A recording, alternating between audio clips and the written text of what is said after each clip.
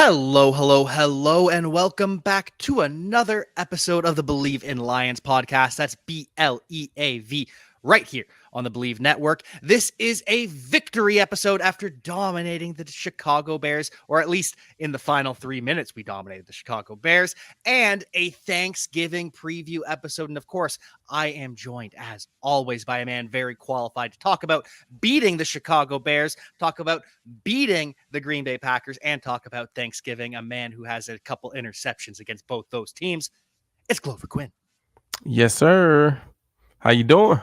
I'm good. I'm good. I, took a couple days to de-stress after Sunday against the Bears, but now it's the holiday season, or at least it's the American holiday season. We were just talking before the show. I am Canadian. I live in Ontario, so I just get to enjoy American Thanksgiving, even though we don't get the holiday. I still take it and enjoy it.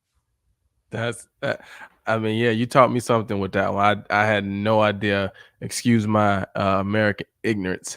I had no idea. I thought everybody did Thanksgiving at the same time. But man, it's cool that y'all get two of them, and you'll get to enjoy some football, some Lions football. Three good games on tomorrow should be. So it should be a good day. It should be a very good day. And you've had a couple of those good days on Thanksgiving with the Detroit Lions. So why don't you walk us through the process? Because you got to be at the stadium earlier than normal because it's a 12 o'clock kickoff. Does much else change other than that being on Thanksgiving, at least before? I know after is completely different. Yeah, I mean, you got to be there early. It's, hoopla around it because they generally have like a marathon downtown, like some kind of race, turkey run Oh, downtown. yeah. So it's a lot of traffic, streets blocked off. They used to take the team over by bus. They would like I remember they used to make us at some point like we would drive our car to the stadium the night before, catch a bus to the hotel, and then catch a bus back. So then after the game, your car is already at the stadium because they, with all the roads being closed and this and that, people, we would just get a police escort and get them over there. But I used to always go like super early. I don't think I rode the bus to a game in Detroit. Very slim because I would always get like a car, or they'll have like a car or some kind of way. It started with me and Dominique Raiola was doing it back when Don was playing, and then when he left, I kind of kept doing it. And then by the time I was done, we used to have a whole bus. They started getting like a mini bus to take a lot of people over that wanted to go early, training people and equipment people, things like that, to kind of just get set up. But yeah, you get there early, and it's a lot going on in the stadium because they got the performances and all that stuff going on. And it's just early. They got the parade on the big screen, so you can kind of see what's going on outside. Um, and then, outside of that, pregame is maybe seems a little longer because it's a lot going on. Halftime, they had a big performance. I think Jack Harlow is Mm-hmm. performing this time. So just a lot going on, like in that regard. But outside of that, the game is the game. It's just a lot of other things going on outside of the game, but the game is going to be the game. And you get started 30 minutes early. You generally play a 1 o'clock game. It starts at 12:30. So outside of that, it's pretty normal. And Thanksgiving it's a game, but it is also a pretty big game. The Lions typically don't lose too often on Thanksgiving. Granted, we did lose last year to the Buffalo Bills, but the Buffalo Bills were one of the best teams in the NFL at that point. That's why they scheduled the Lions against the Bills. And that kind of kickstarted the rebirth of the Lions. That loss right there. Since then, we haven't done a whole lot of losing. Yeah, that was a really good game. And like you said, after that game, the Lions just kind of went on a tear, and they still on it. And I would hope that will continue. And I'm glad that they're playing a divisional game this year. And I think they try to keep that game fairly regionally close because Mm-hmm. it is a holiday. It's a short flight from Buffalo, so playing at 12:30. They can play the game and Buffalo can be back home by, 8 o'clock dinner, or Chicago can be back, Green Bay can be back. I remember when I was in Houston, we played, it's a little longer flight, but I was still able to get back nighttime to enjoy a little Thanksgiving. I feel bad for, teams like the Commanders. They got the midday game in Dallas, like their Thanksgiving is done. And then Seattle is playing San Fran. So, it's a night game. So San Fran is going to be up in Seattle all day, or however it works out, whoever got the home game. So it'd be different for them. But the Lions is pretty regional. So last year was Buffalo. This year it's a division game, and I like that it's a division game. That just brings a little more excitement to it for the Lions, because you want to win. You want to win. You want to win anyway, and the Lions don't lose on Thanksgiving. So I look for them to go out and play really well, beat the Packers, and be able to get 2 division wins in a span of 5 days. And that's the crazy thing. It would be 2 division wins in less than a week. And we've already got 7 straight division wins. That would be 8 straight wins against the NFC North, which is an incredible run that the Lions have been on. It did look like that run might have come to an end on Sunday at a point, but we rebounded, we rallied with 3-4 minutes left, and it was okay. But Glover, what did you think about that matchup against the Chicago Bears? Man, I was sitting there kicking myself. I was like, did I jinx the guys, man? I'm talking how we're going to beat the how we're going to beat the Bears, and we don't lose to the Bears. And I'm sitting there like, because from the very beginning, I could like I said, you can always kind of tell how the Lions are going to play, the way they started. Like defensively, they did not start great. Chicago went all the way down the field, methodical drive, scored a touchdown. We come out, we don't move the ball, and next thing you know, they're scoring again. I'm just like, oh my gosh. Like, then you look up, it's 4 minutes left in the fourth quarter, and it's 23-14. I'm just like, how are they going to lose to the freaking Bears, man? Like, golly, whenever you just want to get over the hump, it's just always something, And then once they threw that touchdown to J-Mo, I was like, okay, we got time. We got to get a stop. But yeah, I was scared for a while, man. I was like, oh my gosh, I done jinxed the guys. I done jinxed us. And I was in San Antonio at a soccer game, so I was watching it on my iPad. I'm just like, oh, did I talk too much? And it doesn't seem like you talk too much. Lions do pull it out. But yeah, it was a stressful time. And it was a quick game, too. It was a lot of running. They didn't get out of bounds a lot, not a lot of incomplete passes, it felt like. And so it felt like the game was over super early. Like I blinked, and all of a sudden, like you said, there's only 4.5 minutes left in this game, and we're down 2 scores. What are we going to do? And a lot of Lions teams in the past would have folded. Lions have actually never before Sunday come back from a 2-score game with 4.5 minutes left in the game. And now they go and make history. Yeah, that was big. That showed a lot. That showed a lot about that team. That showed the maturity in that team. That showed the grit that team has, their will and belief that they can win. It showed all those things. And those are things that you have to have. Those are types of wins that you have to have on this journey, on this road to a potential Super Bowl. So that was a huge win.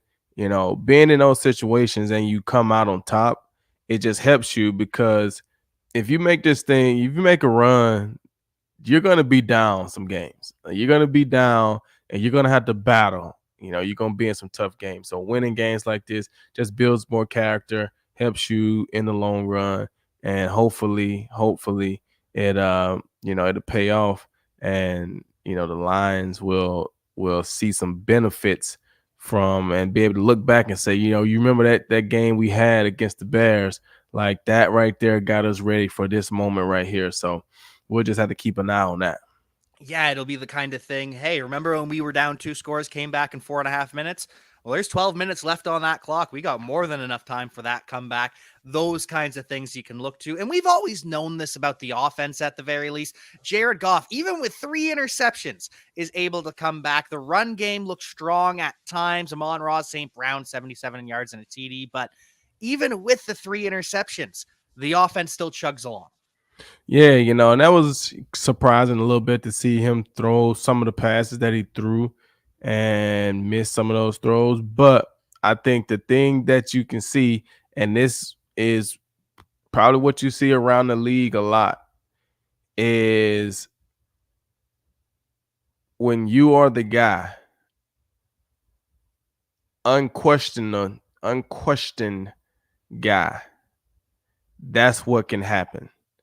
When you're not the unquestioned guy, that could spiral downhill. And what I mean is, Jared Goff's the guy in Detroit. He is the quarterback. They believe in him. They're not sitting there like after throwing 3 interceptions that they're gonna bench him to put somebody else in. They're gonna live with Jared Goff. They're gonna go down with Jared Goff, and they believe that he can get the job done. Yeah, you made a couple bad throws. That's fine. We believe you can make the next one, and that's what you get. You get that, and the quarterback feels that his teammates are not throwing a towel in on him. His teammates are not back. None of that stuff. They're still believing, and so he keeps playing. He don't get down on himself, and then you can come back in the fourth quarter and make some big time throws, some big time plays, and lead your team back from a 2-score deficit with under 4 minutes to go. So that's what, when you have that backing from your coaches, your players, your teammates, all those things, it just, hey, I've been struggling, but we still in it. Defense kept us in it long enough. Let's go out and do this thing. And you can refocus and make some of the plays that you know you're capable of making. And to just top it off with the David Montgomery go-ahead touchdown too, it was just storybook, just complete a fairy tale ending. And then you get the Aiden Hutchinson strip sack safety to end the game. Just chef's kiss, beautiful.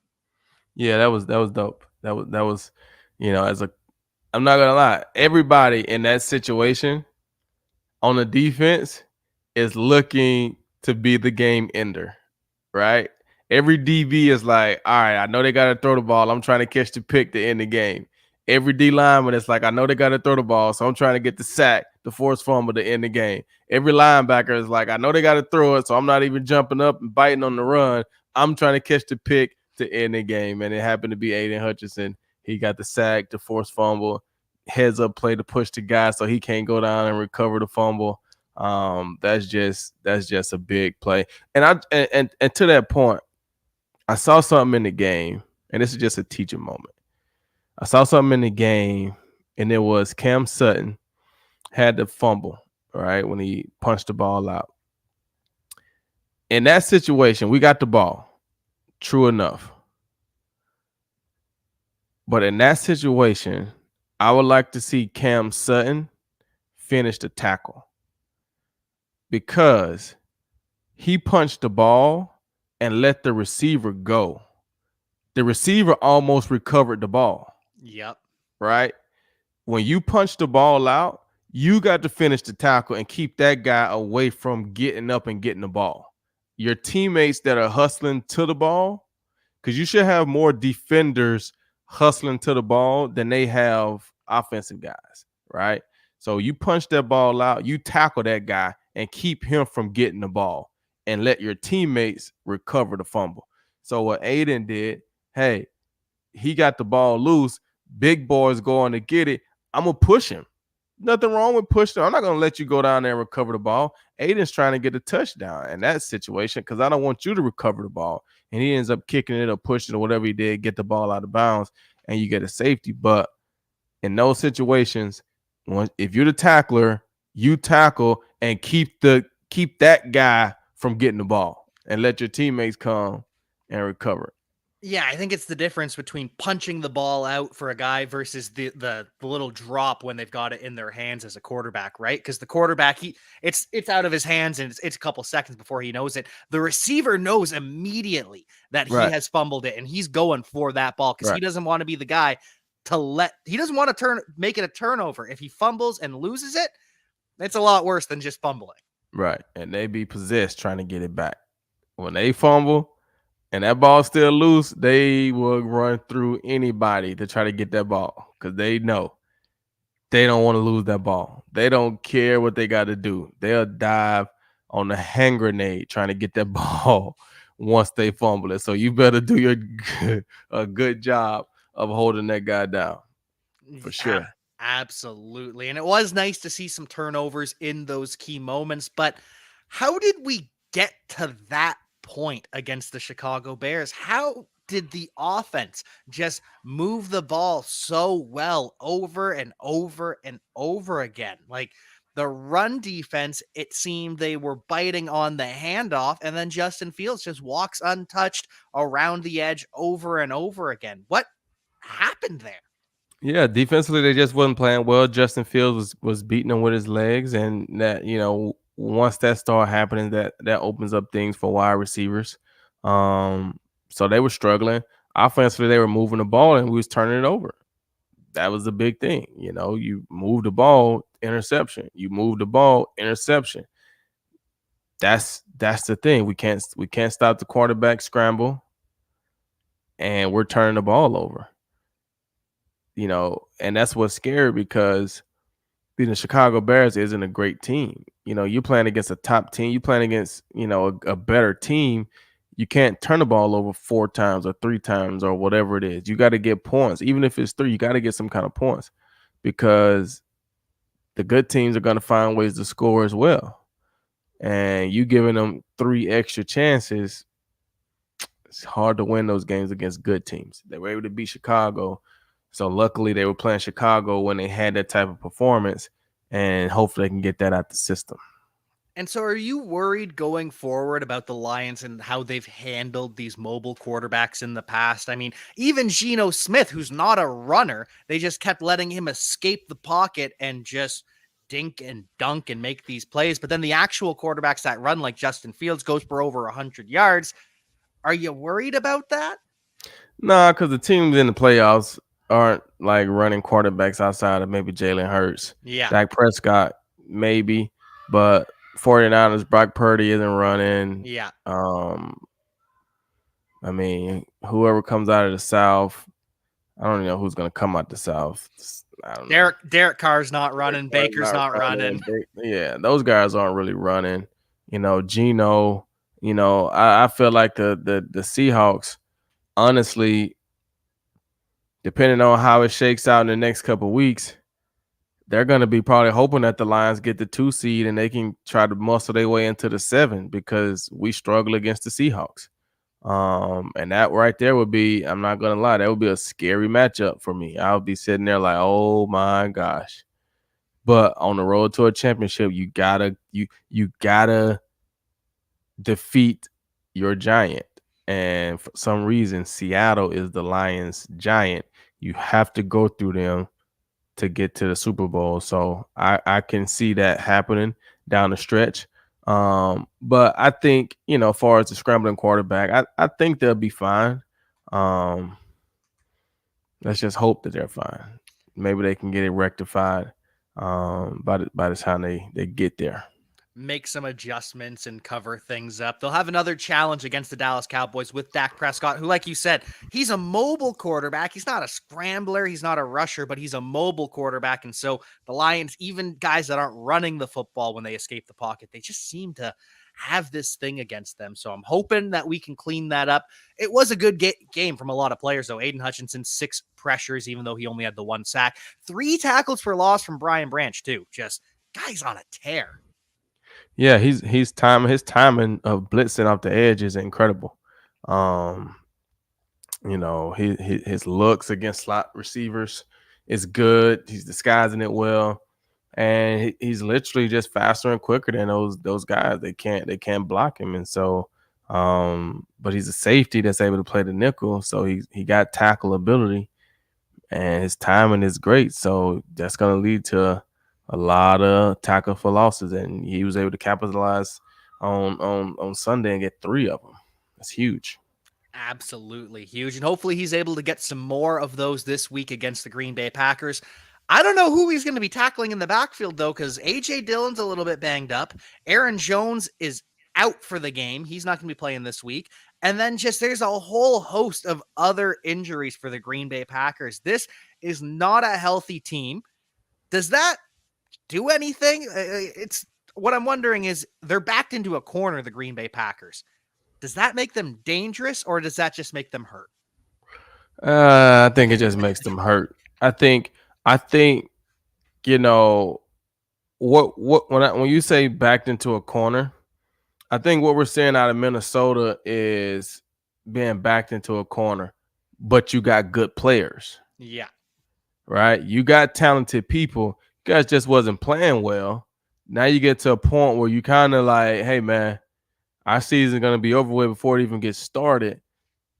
And they were able to put it together and they pulled off, 5 or 6 wins in a row to get right back into the hunt. I don't know if Green Bay has that caliber of players, Yeah. right? I don't know if they have like that wide receiver that's like a monster. You know what I'm saying? I don't know if they have the guys that can do that or Yeah. be that. So, yeah, I think they might play hard. They might feel like they're backed up against the wall. But how you gonna get out of it? Just playing hard? That's not gonna get it because I'm sure the Lions are gonna play hard as well. And if we're both playing hard, but I'm a better team, I've got better players, then my team is probably gonna win. But it'd be interesting to see. It will. It really will. Because last time, Lions started off real hot against the Green Bay Packers. They go up 27-3 at half, and then they just opened that window just a little bit. Game ends 34-20. Are you worried about that at all? Are you worried about the Lions' third quarter snoozes that they've had? Or is this just new game? We're going to let all that go to rest. Yeah, that would be probably the only thing because you don't want to give a team any kind of hope, right? You don't want them to feel like, hey man, we could have did this. We moved the ball in the second half. You know, you don't want to give them any of that stuff. But still, at the end of the day, the Lions are a better team. So I'm sure the Lions are going to look at that second half and see what they did to have success, right? What did the Lions stop doing? All these different things, and I'm sure they'll be fine. I mean, that was a while ago. It's late in the season now. It's week 11, ain't it? Yeah. It's quite a bit later than the first time we played. So I think they'll be fine. And especially because the one thing I look at, it's going to be a lot of different differences. It's a different team on both ends. But you look at 211 rushing yards from the Detroit Lions, 121 rushing yards and 3 touchdowns from David Montgomery.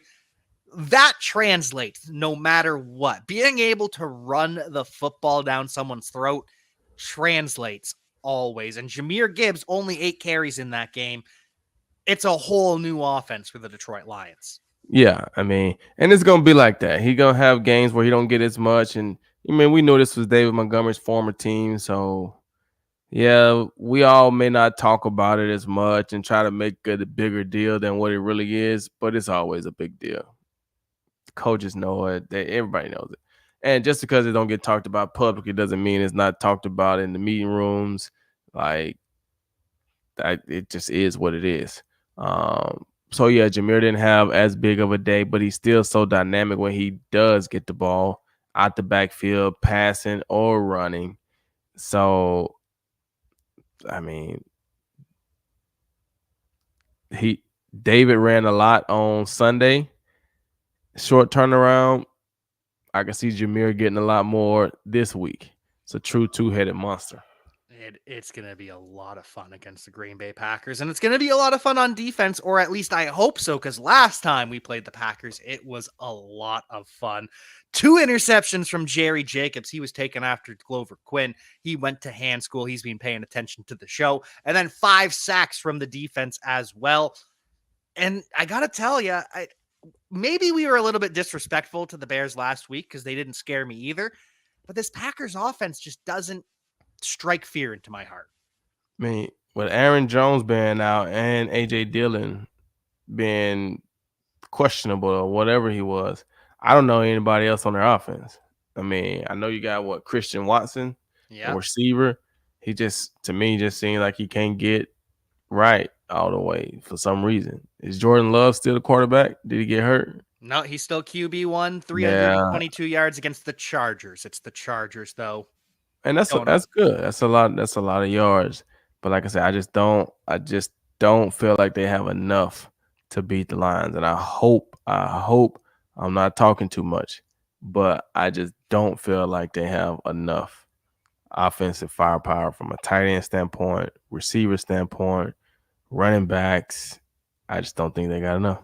Well, and it gets even worse too because now their tight end is on injured reserve. He has a lacerated kidney, which is a severe injury, and he might miss the rest of the season.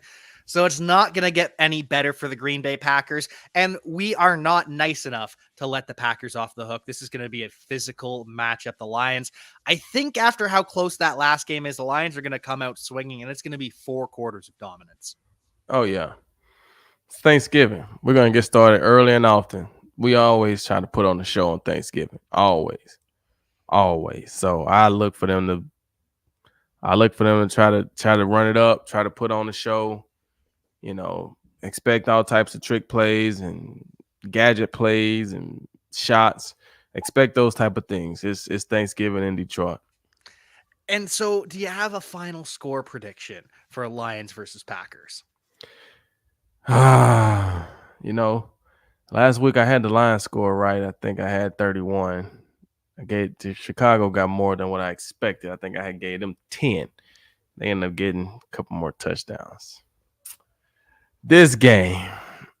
Ooh. What was the score to the first game? 34-20. I like that. I can see it being 38, 37 to 17, 14, 30. Yeah, we'll do that. We'll go 37-14. Lions. Absolutely love it. 4 or 5 touchdowns for the Lions, 2 touchdowns for the Packers. It is a good day on Thanksgiving.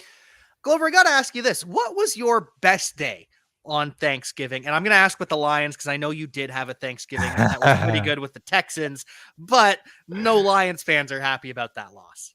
Right. What was my best day on Thanksgiving?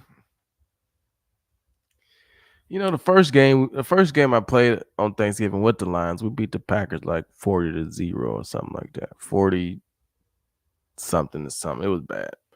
40-10 or something. And Aaron didn't play, but it was still great to beat those guys. I think I caught a pick on Thanksgiving against Chicago one year. So it's always fun to catch picks, especially on Thanksgiving. And especially against the Bears. My best day, I don't really know. I don't even really remember like a lot of the Thanksgiving Day games. I remember we played Philly on Thanksgiving in 2016. I hurt my ankle. 2015, I think we played the Bears. I think that's when I caught the pick.